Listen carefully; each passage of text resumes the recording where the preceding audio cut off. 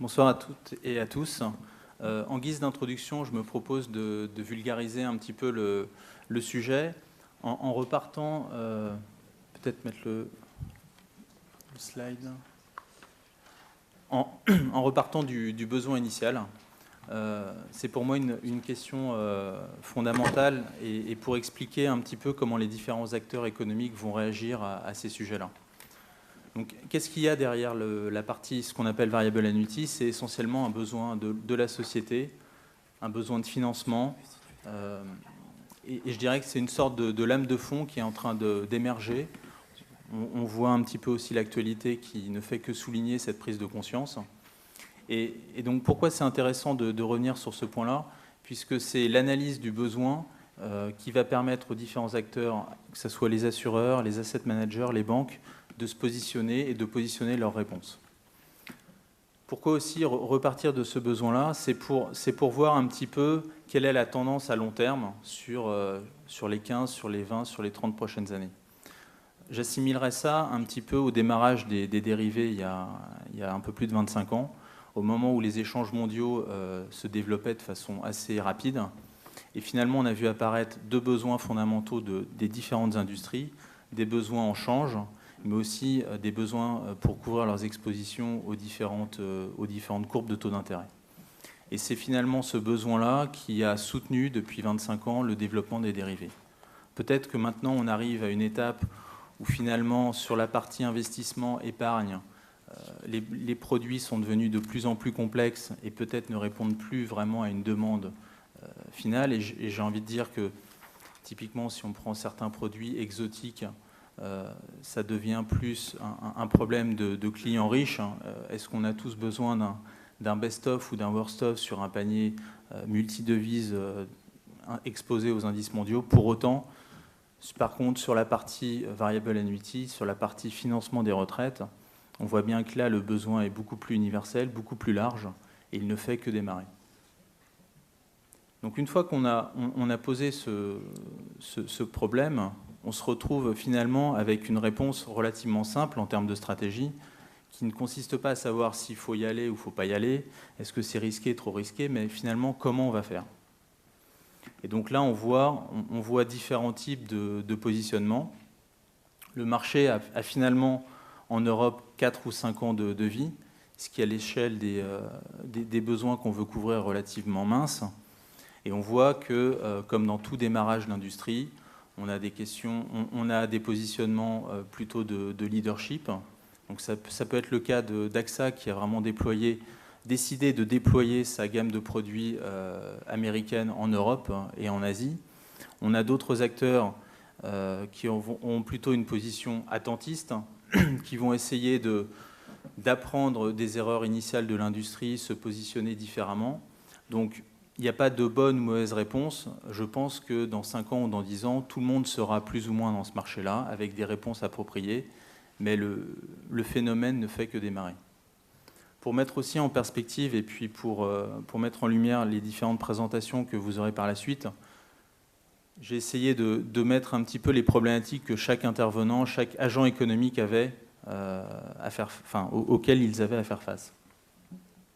Donc si on prend le cas de l'assureur, son problème est assez simple finalement. Les variable annuity, le financement de la retraite, c'est son cœur de métier. Donc il ne peut pas ne pas y être absent. Pour autant, a-t-il l'expertise, a-t-il la compétence, a-t-il internalisé ce savoir de dérivé, a-t-il mixé aussi l'expertise actuarielle? Donc il y a des sujets de mise en place, des sujets de setup et on voit aussi de prise de risque. Il y a d'autres acteurs, typiquement les banques, vont avoir d'autres problématiques. Doivent-ils embrayer le pas aux assurances? Peuvent-ils se permettre de proposer uniquement des solutions financières en faisant fi soit de la partie comportementale, soit de la partie actuarielle? Les asset managers sont également face à des questions stratégiques importantes. On voit bien que le marché des États-Unis, par exemple, était de 100 milliards avant le début de la crise. Donc les asset managers ne peuvent pas passer à côté de cette manne financière. Et pour être un acteur, on voit de plus en plus poindre des techniques de couverture directement à l'intérieur des fonds? Est-ce que ça reste compliant, entre guillemets, avec leur ligne stratégique, leur discours marketing, leur discours de return sur le moyen terme, alors qu'ils vont devoir intégrer certaines contraintes de risque? Un autre problème que pose l'industrie, c'est la quasi-absence des réassureurs, qui pose un problème encore plus fondamental, qui est le fait que le marché actuellement ne se retrouve pas sur des prix uniques, sur une façon d'évaluer les produits homogènes.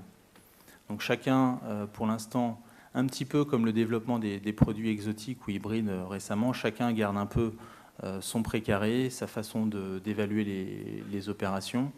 Et cette absence de réassureur est un vrai risque pour le marché, puisque pour l'instant, ça ne fluidifie pas du tout les échanges et le partage de risques. Et c'est pour ça qu'on voit poindre de nouveaux types de garanties en marge des variable annuity, mais qui répondent aux mêmes besoins, qui sont les variantes de CPPI, soit individuelles, soit sous forme de fonds. Donc voilà en 2 mots l'ensemble des problématiques auxquelles l'industrie en général est confrontée. Un dernier point sur les équipes qui supportent généralement ces nouveautés, ces initiatives, qui sont les compagnies de conseil.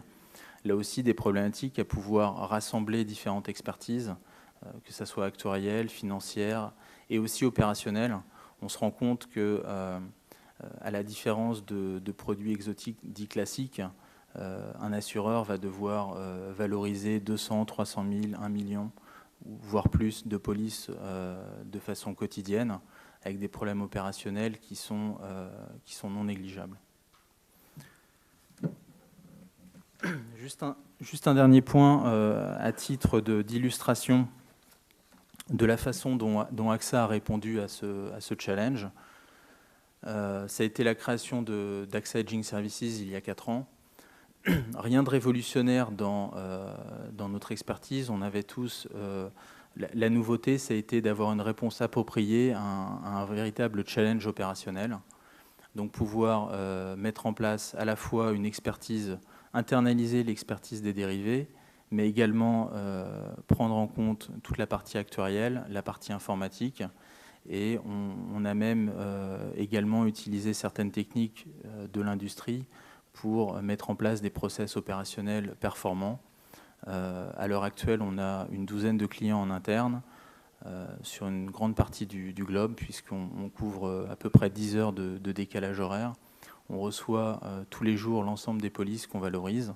Et donc on agit comme un advisor interne sur l'ensemble des stratégies de recommandation. Tout ça juste pour souligner que pour rentrer dans ce marché-là, ça a été la réponse d'AXA. Il y a d'autres acteurs qui ont des points de vue ou des stratégies différentes. Celle du groupe a été de mettre en œuvre des moyens appropriés pour pouvoir valoriser et puis pour pouvoir couvrir le risque de façon satisfaisante.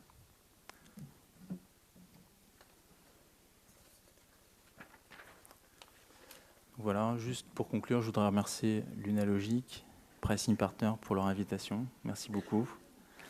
Maintenant, Nadia, je te laisse la parole.